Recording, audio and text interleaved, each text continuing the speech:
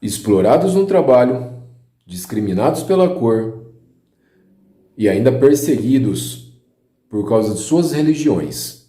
Assim era a vida dos afrodescendentes no Brasil no início do século XIX. Lembrando da música do Renato Russo, estou cansado de ser vilipendiado, incompreendido e descartado.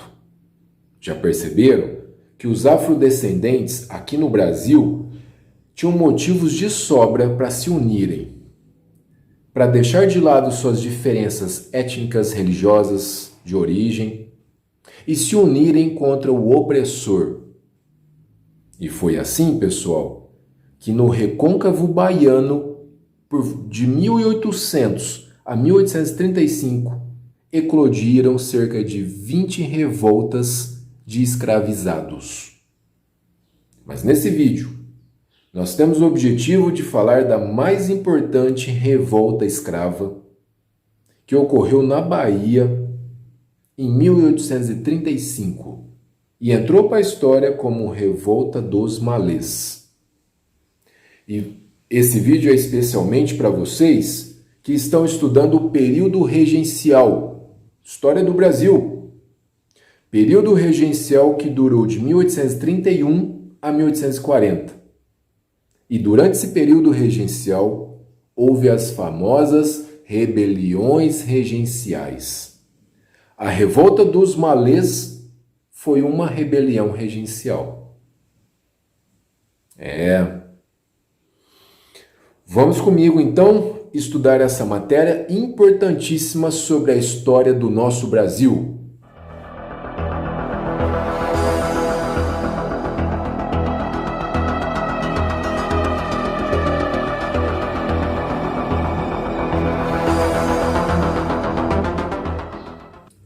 Antes de falar da Revolta dos Malês, precisamos conhecer a sociedade baiana de 1800.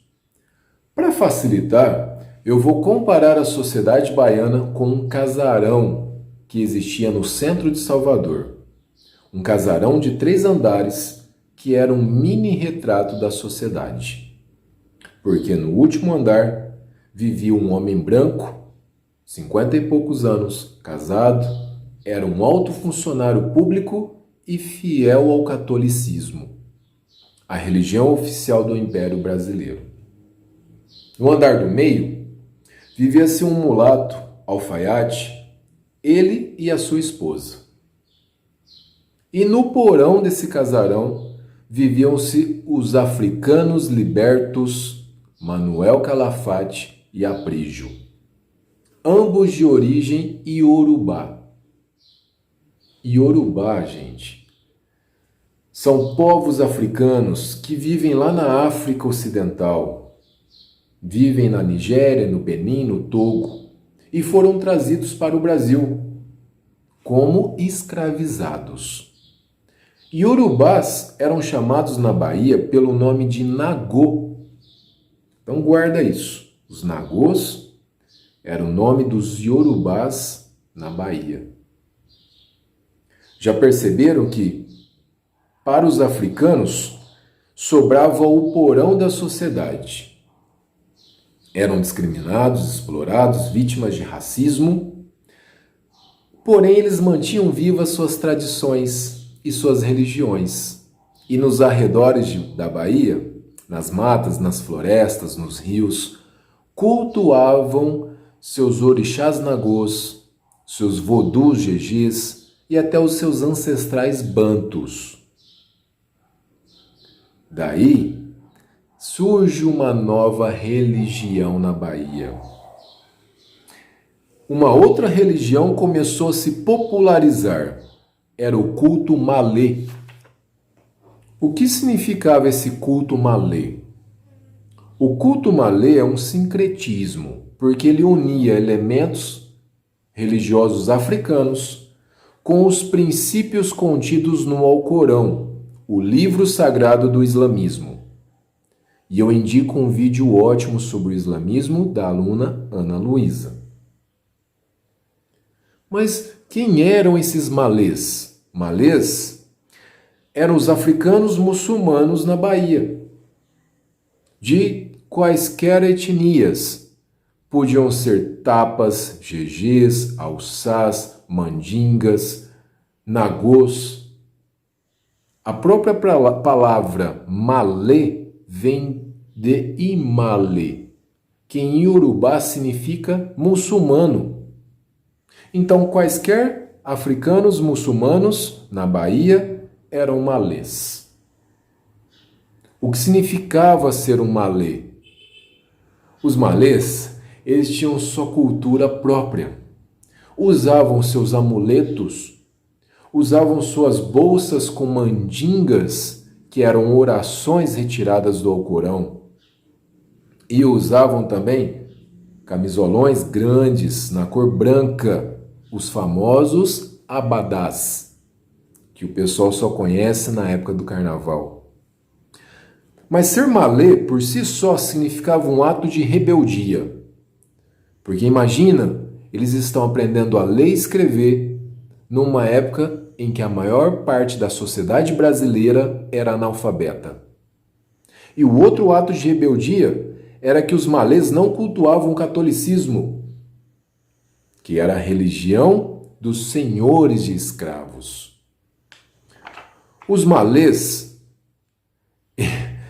eles se negavam a comer as sobras, os restos de comida dos senhores de escravo.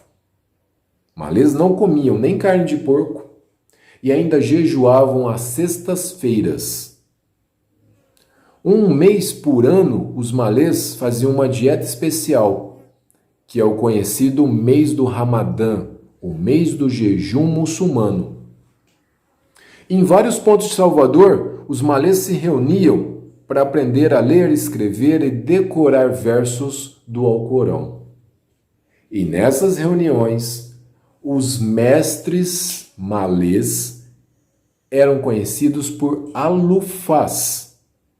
Eles que ensinavam leitura e religião para os seus fiéis. O alufá malê mais conhecido era um nagô chamado Licutã, que sua história merece ser contada. Porque Licutã, ele é um Iorubá que veio da África como escravizado. Chegando aqui, ele foi batizado por um nome português, Pacífico. E os colonizadores, os senhores de escravo, eles queriam muito fazer esses escravizados esquecer do passado, esquecer da memória, esquecer de suas origens, da sua família, da sua história, de tudo. Por isso dava um nome português. Para os africanos isso era muito doloroso, porque o próprio nome já conta uma história. Conta a história da pessoa. Já sabem que o alufá Licutã era um escravizado que trabalhava no cais de Salvador enrolando fumo. Seu dono era o médico Dr. Varela. Dizem que ele era bem cruel. E ele tinha uma dívida com os frades carmelitas. Os amigos de Licutã ofereceram uma boa quantia para comprar a alforria dele. Mas o médico preferia manter a dívida e o escravizado. Tudo isso por orgulho.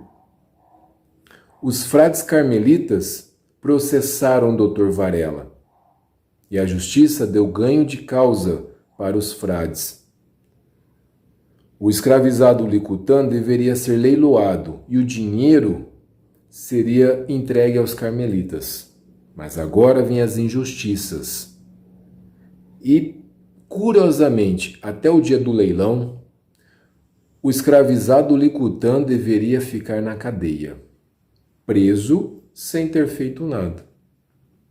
Ele recebia visitas diariamente.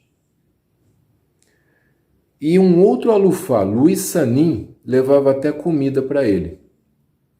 Centenas de africanos sentiram-se feridos com a prisão injusta do pacífico Licutã. Enquanto Licutã estava preso, ocorreu outro fato que revoltou ainda mais os africanos. Os malês estavam reunidos no fundo de uma casa, celebrando e fazendo rituais religiosos.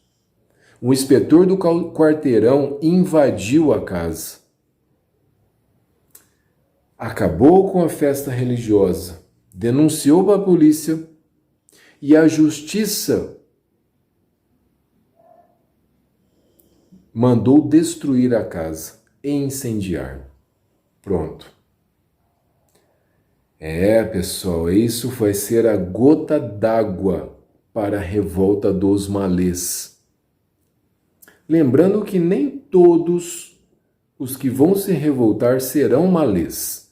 Havia africanos de outras religiões que queriam muito, esperavam por dias melhores. Então a data foi marcada para o dia 25 de janeiro de 1835.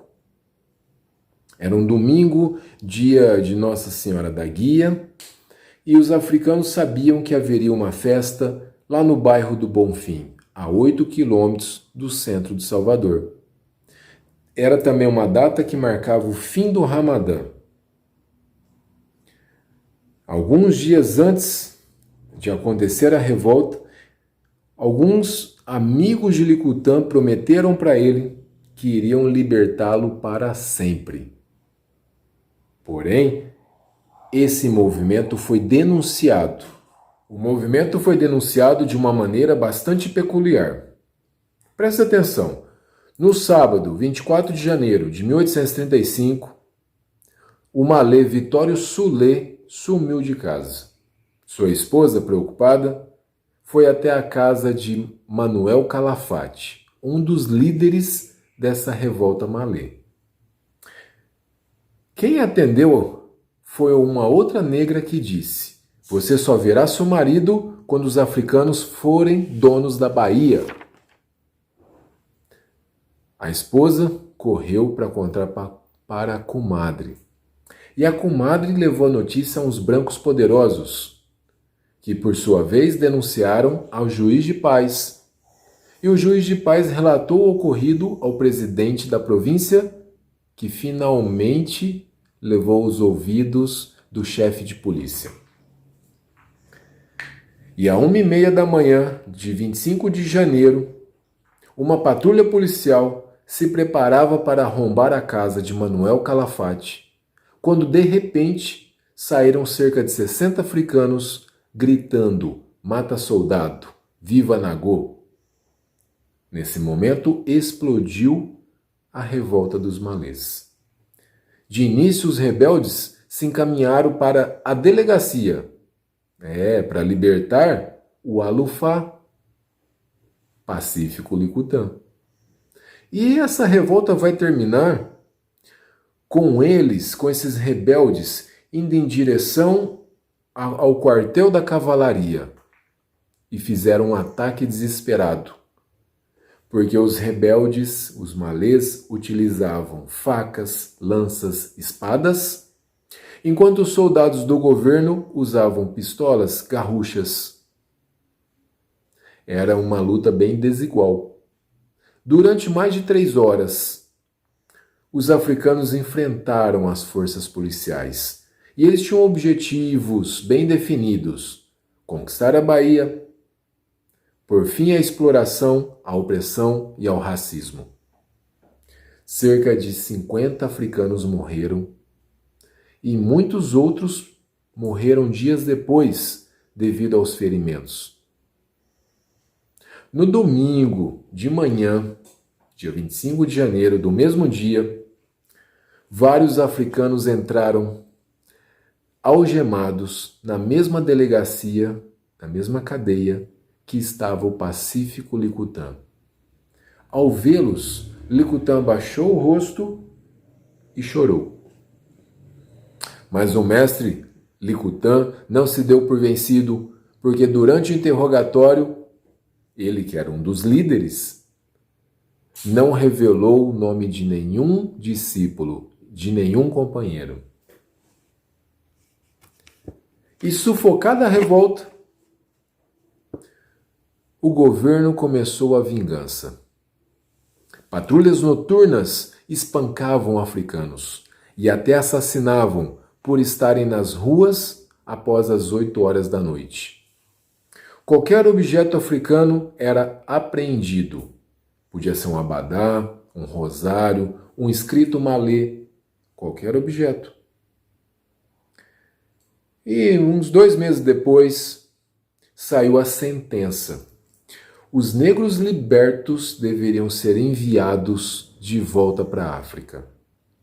Mesmo aqueles inocentes seriam deportados, expulsos da Bahia.